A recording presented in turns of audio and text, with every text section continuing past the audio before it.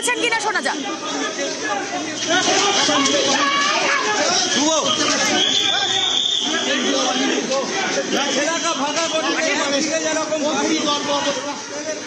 ছবি দেখছি সহকর্মী আবির রয়েছেন সঙ্গে। আবির, কি হয়েছে এখন? দেখো, উনি সেখানে বুথের কাছাকাছি এসেছিলেন, তখন জয় বাংলা স্লোগান ওঠে। ওনার বক্তব্য হচ্ছে কেন আজকে নির্বাচনের দিন সামনে এইভাবে জয় বাংলা স্লোগান উঠতে থাকবে, তা নিয়ে বচসার সূত্রপাত হয়।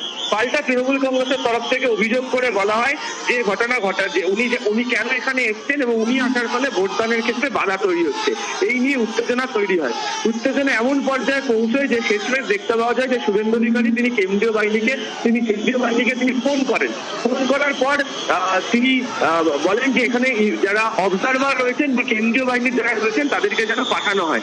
তারা সঙ্গে সঙ্গে আসার সাথে দেখতে পাওয়া যায় যে আরো সংখ্যক তৃণমূল কংগ্রেসের কর্মী তারা জমায়েত হয়ে যান এবং তারপর উভয় পক্ষের মধ্যে চরম বচসা শুরু হয়ে যায়। এবং এই মুহূর্তে বুথের বাইরে থেকে দেখতে পাওয়া যাচ্ছে যে শুভেন্দু অধিকারী তিনি বেরিয়ে কার্যত রাস্তা দিয়ে তিনি হেঁটে যাচ্ছেন। একই দিকে বিজেপির কর্মীরা রয়েছে, অন্যদিকে তৃণমূল কংগ্রেসের কর্মীরা রয়েছে, পরস্পরের উদ্দেশ্যে স্লোগান দিচ্ছে এবং উত্তেজনা রয়েছে। কিউআরটির যে টিম, সেই টিমও ঘটনাস্থলের দিকে এগোচ্ছে, তেমনই ছবি এই মুহূর্তে ধরা পড়ছে। বেশ, আমি তুমি নজর রাখো, আরো একবার আমাদের দর্শকদের সেই ছবি দেখাই।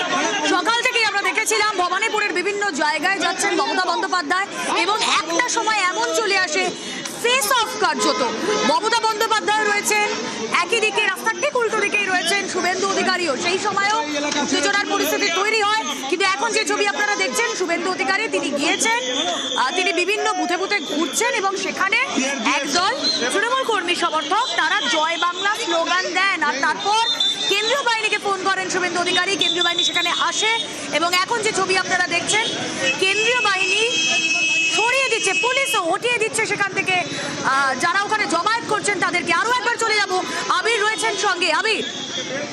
আবিরের সঙ্গে যোগাযোগ বিচ্ছিন্ন হয়ে গিয়েছে। ছবি দেখছেন আপনারা ভবানীপুরের উত্তপ্ত ভবানীপুর।